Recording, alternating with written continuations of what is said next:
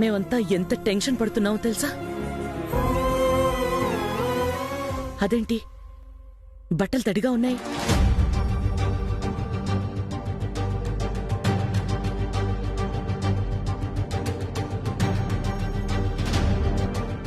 అడుగుతుంటే మాట్లాడవేంటే? నీకోసం మీ నాన్న ఎంత కంగారు పడ్డారో తెలుసా? కనీసం ఆయన ఆరోగ్యం దృష్టిలో పెట్టుకునైనా నడుచుకోవాలి కదా.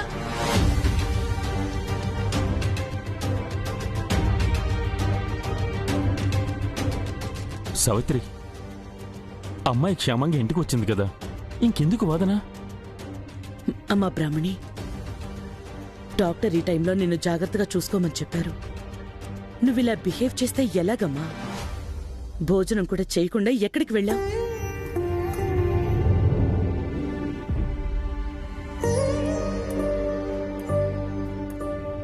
తను చెప్పాలనుకున్నా చెప్పలేదు మేడం.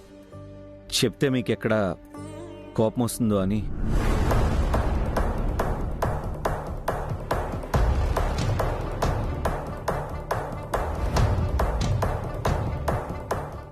కోపమా?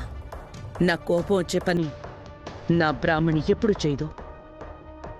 ఎక్కడికెళ్ళావో చెప్పమ్మా.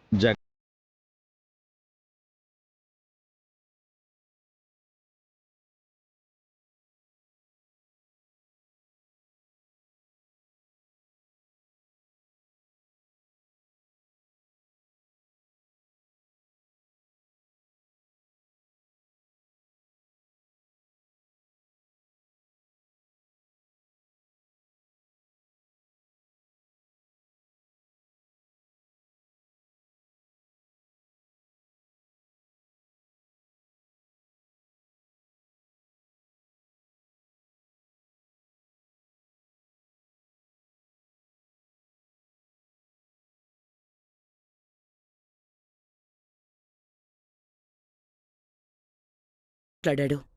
అలాంటి వాళ్లకి అవమానమే జరగాలి గాని క్షమాపణలెందుకు? మా బ్రాహ్మణి ఎవరైనా బాధపడితే చూసి తట్టుకోలేదండి.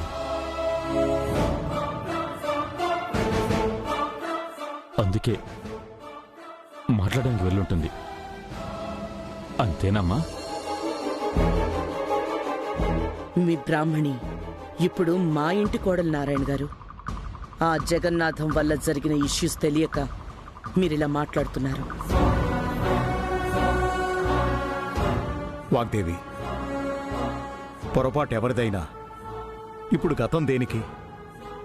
బ్రాహ్మణి క్షేమంగా వచ్చింది కదా, ఇక వదిలేయండి. రాహుల్, బ్రాహ్మణి లోపలికి తీసుకెళ్ళు.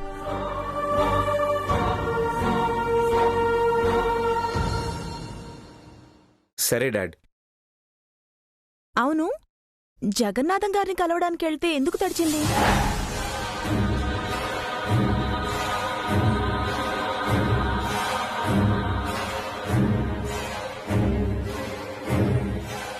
అంటే వదిన, అక్కడ వర్షం పడింది. వర్షమా? ఇక్కడ లేదే. సమ్మర్ కదా వదిన, ఒక ఏరియాలో ఎండగా ఉంటే ఇంకొక ఏరియాలో వర్షం పడుతుంది.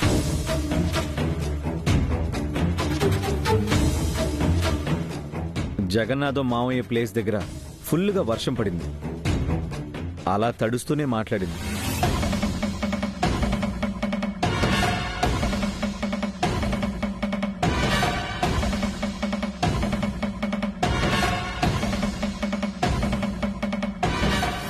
పద బ్రాహ్మణి, డ్రెస్ చేంజ్ చేసుకుని ఆవిరి పడితే కోల్డ్ ఫీవర్ లాంటివి రావు. పద. మరి భోజనం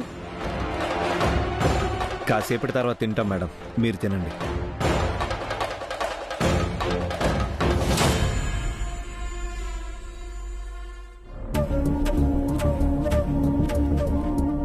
సరే పదండి, మనం తిందాం. వాళ్ళిద్దరికీ నేను తీసుకెళ్తాను, రండి.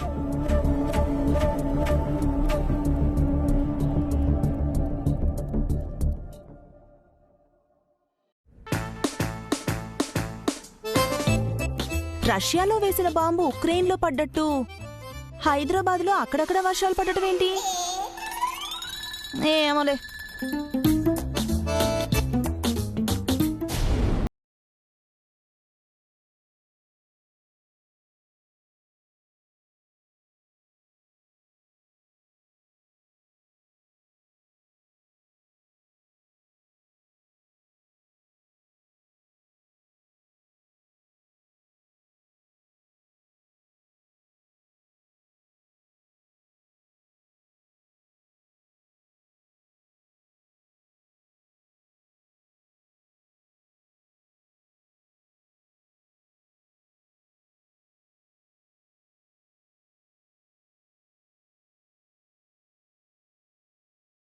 అనిపిస్తుంది.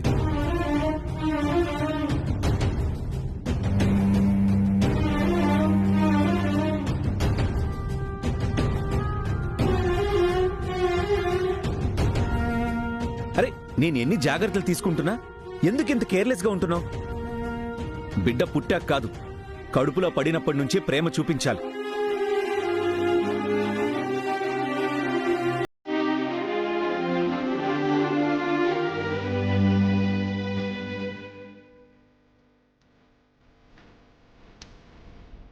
ఏయ్ బ్రాహ్మణి, ఏమైంది బ్రాహ్మణి? బ్రాహ్మణి, బ్రాహ్మణి.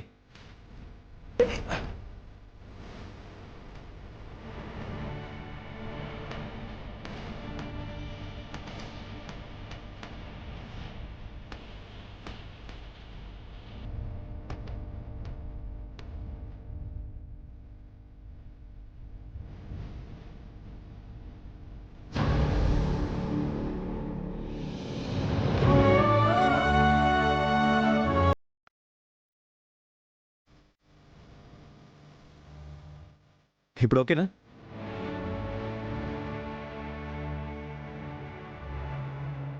ఏమైంది బ్రాహ్మణి? ఆ కన్నీళ్ళేంటి? ప్రేమకు మురిసిపోవాలో, ప్రేమకు బాధపడాలో నాకు అర్థం కావడం లేదు బాబు. ముందు నువ్వు ఇలా ఆలోచించడం మానేస్తే అన్నీ అర్థం అవుతాయి. మాటలకు అందని ప్రేమ ఇలా మీ చేతుల్లో కనిపిస్తుంటే మౌనంగా ఎలా ఉండాలి?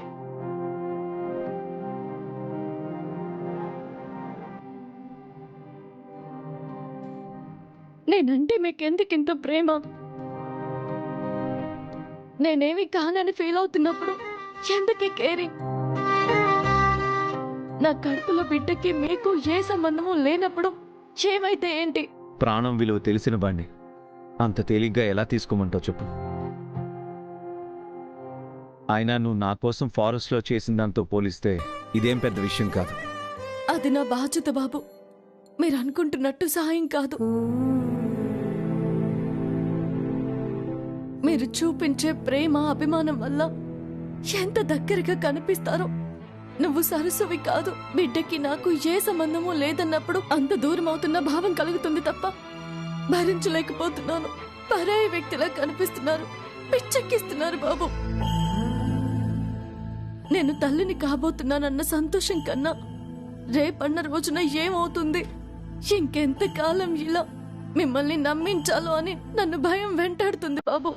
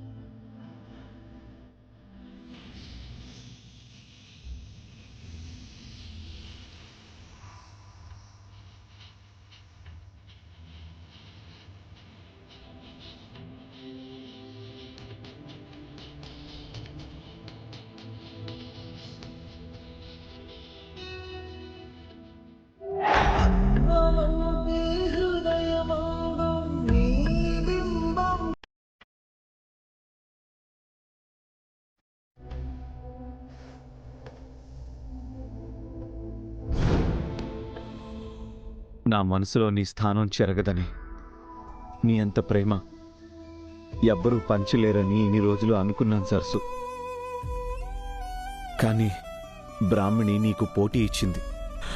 కాదు, తన ప్రేమని అర్థం చేసుకుని నేనే అవకాశం ఇచ్చాను. ప్రేమతో నన్ను గెలిచే ప్రతి ప్రయత్నంలో తను గెలిచి నన్ను ఓడించింది. ఊపిరి ఉన్నంతకాలం భార్యగా నువ్వు మాత్రమే ఉండాలనుకున్నాను.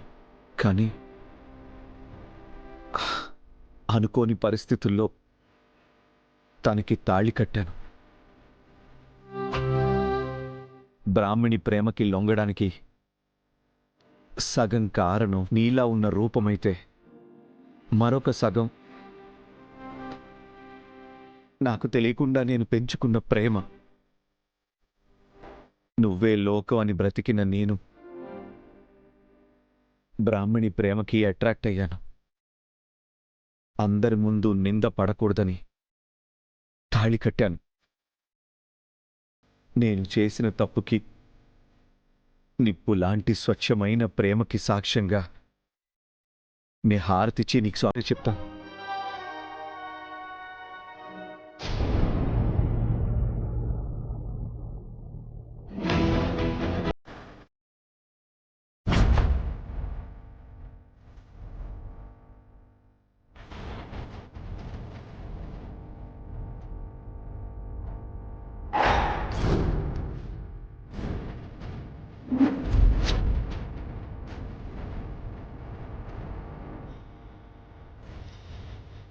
రాహుల్ బాబు, ఏమైంది బ్రాహ్మణి?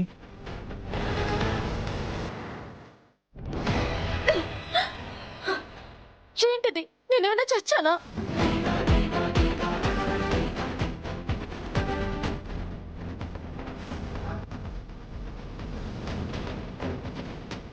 బ్రతికి ఉన్నాను కదా.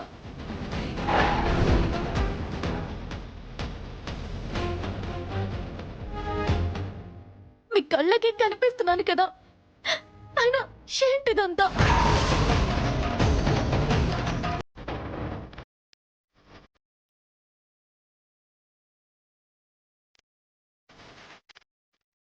అది నువ్వు కాదు బ్రాహ్మణి, నా సరస్సు.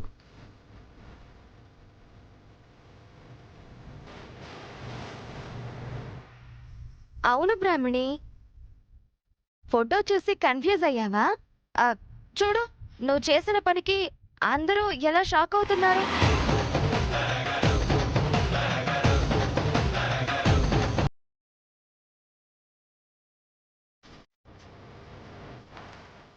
బ్రాహ్మణి, నేను చూసి నేను కూడా ఒక్కొక్కసారి ఇలానే నా సరస్సు ఏమో అని కన్ఫ్యూజ్ అయ్యాను.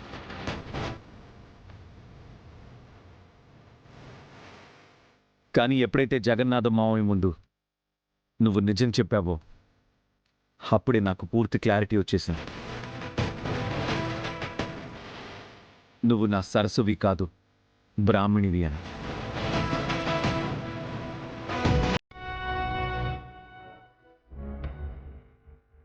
నా సరస్సు ఎప్పటికీ తిరిగి రానంత దూరమైందని.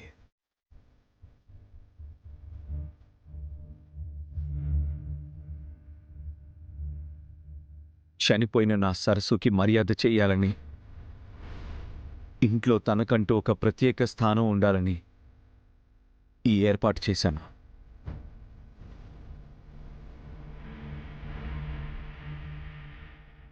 నీకు సరస్సు అంటే లవ్, రెస్పెక్ట్ ఉన్నాయి. మరి బ్రాహ్మణి ఎందుకు? తనేదో నిజంగా సరస్సు అయినట్టు అంత రియాక్ట్ అయింది.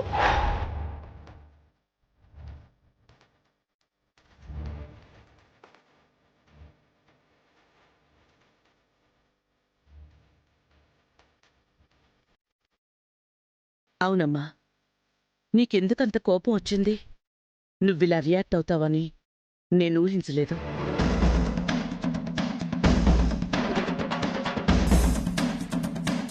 ఫంక్షన్లో జగన్నాథం ముందు బ్రాహ్మణి అని ఒప్పుకొని కూడా ఏంటమ్మా ఇది?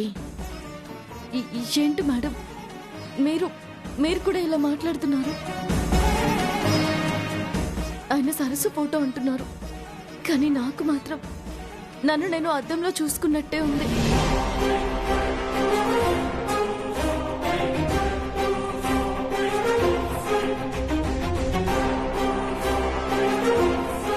కొత్త కోడలిగా ఈ ఇంట్లో అడుగుపెట్టి అమంగళంగా ఫోటోకి దండ వేసి ఉంచడం ఇబ్బందిగా ఉండదా చెప్పండి?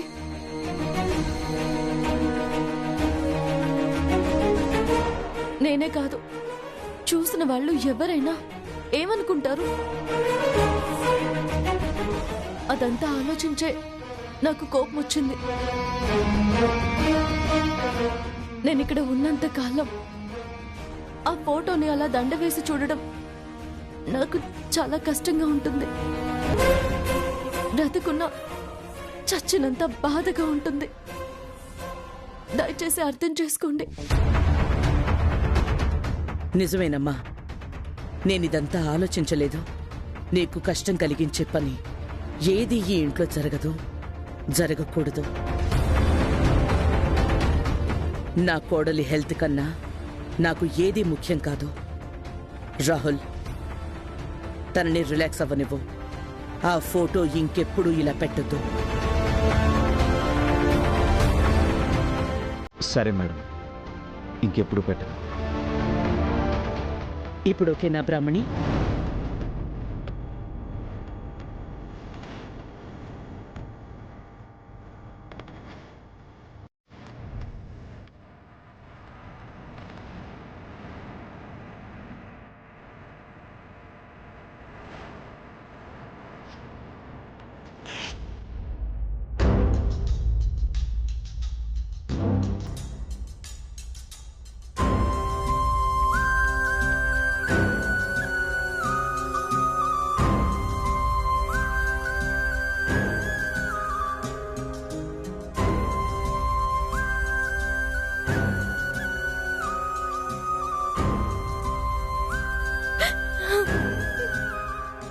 సరసం,